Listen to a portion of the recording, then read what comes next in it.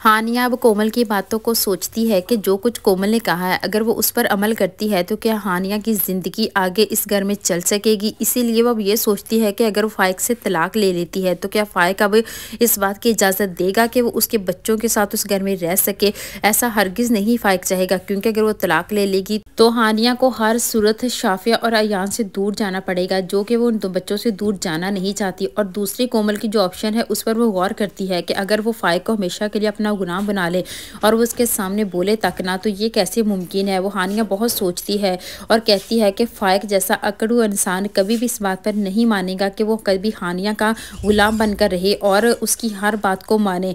लेकिन वो कोमल की इस बात पे तजस्सुस का शिकार हो जाती है कि आखिर कोमल ये सब कुछ करेगी कैसे। अब कोमल फ़ाइक के साथ भी वही ट्रिक आजमाती है जो उसने सुल्ताना के साथ आजमाई होती है, और सुल्ताना तो यही समझती है कि कोई कोमल जादू करनी है, इसी वजह से उसने कोई हम पर जादू किया हुआ है। अब जब फ़ाइक भी कोमल की हर बात मानता है, जैसे वो कहती है वैसे ही करता है, तो अब हानिया भी सुल्ताना को जब ये बात बताती है कि फ़ाइक बहुत बदल चुका है, वो तो हानिया की हर बात मानता है और जुल्म सितम करना तो दूर की बात है।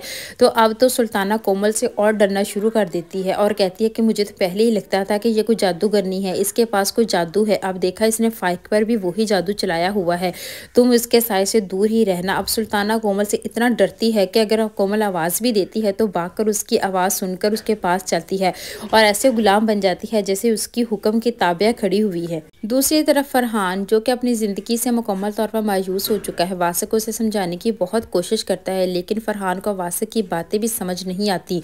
वो कहता है कि मैं कभी भी अच्छा शौहर साबित हो ही नहीं सकता, इसीलिए वो हदीका को छोड़ने का फैसला कर लेता है, जिस पर अब सुल्ताना के साथ अब वासिक भी उसे समझाते हैं कि तुम ऐसा हरगिज़ नहीं करोगे। लेकिन फरहान कहता है कि हदीका मेरे साथ रहकर हमें कभी खुश नहीं रहेगी, इसलिए इसके लिए बेहतर यही है कि वो मुझसे अलग हो जाए, इसलिए मैं हदीका को डिवोर्स दे रहा हूँ।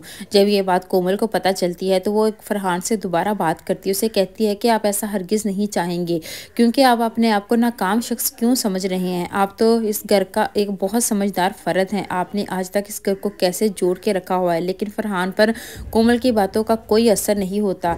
आखिरकार कोमल अब फरहान को फिर से समझाने में कामयाब हो जाती है, और सुल्ताना तो जब ये सब कुछ देखती है तो सुल्ताना कोमल से और डरना शुरू कर देती है कि ये लड़की हर एक पर अपना जादू कैसे चला लेती है।